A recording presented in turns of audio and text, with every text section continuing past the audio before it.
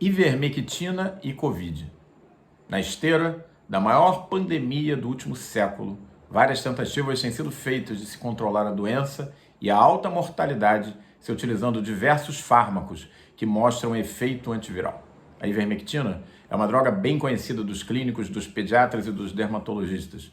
É uma das 20 drogas consideradas essenciais pela Organização Mundial de Saúde. Isso porque ela trata uma enorme quantidade de doenças parasitárias, com destaque para a sarna, que é a escabiose, o piolho, pediculose, e outras doenças causadas por vermes, por eumintos, por exemplo, como a oncocercose, que leva à cegueira dos rios, e diversas outras parasitoses intestinais. Então essa é uma droga fundamental e seu uso tem que ser feito com cuidado.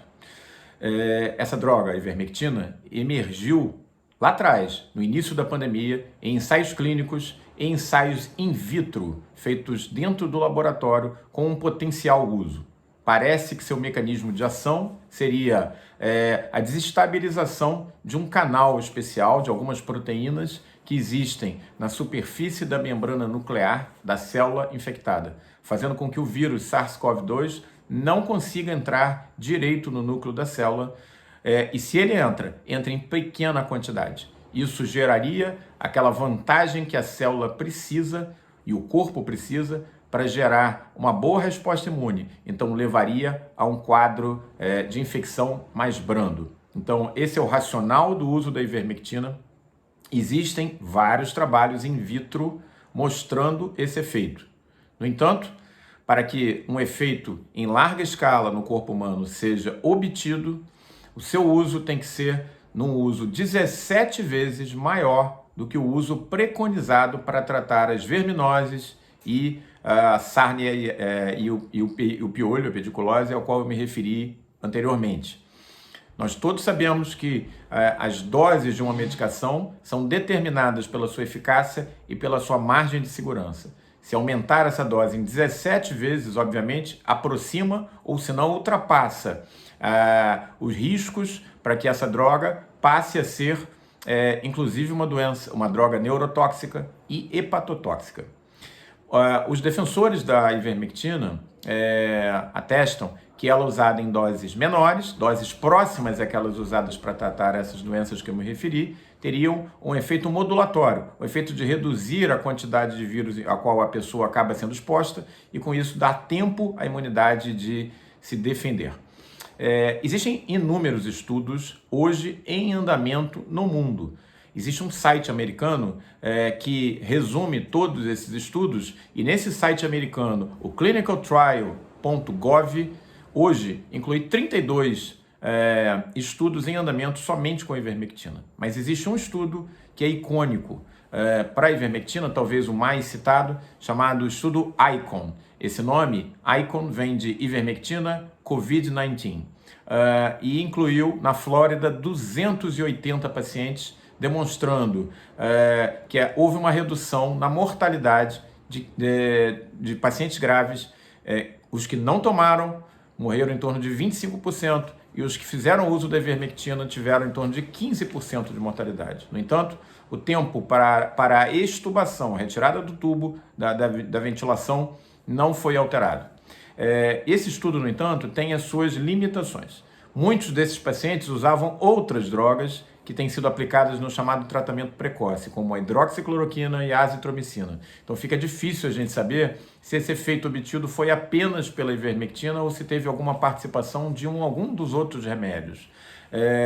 Uma outra questão importante em relação à ivermectina é que a sua meia-vida é relativamente curta. Uma vez ingerido o remédio, ele atinge a meia-vida em torno de 18 horas e fica no máximo 36 horas no corpo. Então existem várias propostas de tratamento usadas inclusive à vontade aí pela população, de uma forma equivocada, porque medicações não podem ser usadas por conta própria, têm que ser prescritas pelo médico, usando, por exemplo, ivermectina uma vez na semana, 2 vezes a cada 15 dias, e isso não tem lógica.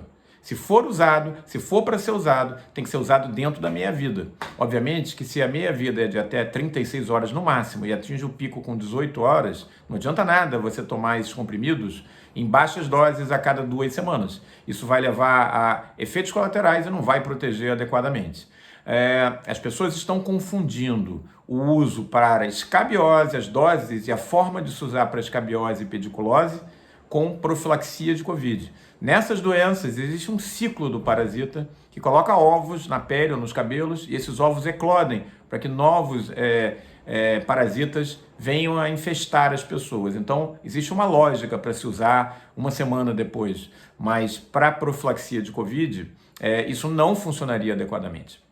A maioria das sociedades médicas, a própria Anvisa e a Associação Médica Brasileira desestimulam completamente o uso da ivermectina. Mas existem os defensores, aqueles que defendem o seu uso pelos resultados in vitro antivirais aos quais eu me referi. Essa é uma decisão que tem que ser tomada entre o médico e o paciente que está sendo acompanhado com ele. Não há proibição nenhuma para o uso da ivermectina, mas essa é uma decisão entre as duas partes. Entre o médico que dá a assistência, que acredita na droga, que se dispõe a fazer a prescrição, e o paciente que confia no médico ou que deseja receber essa prescrição e procura o médico. Não existem proibições absolutas, não existem certezas em relação à ivermectina.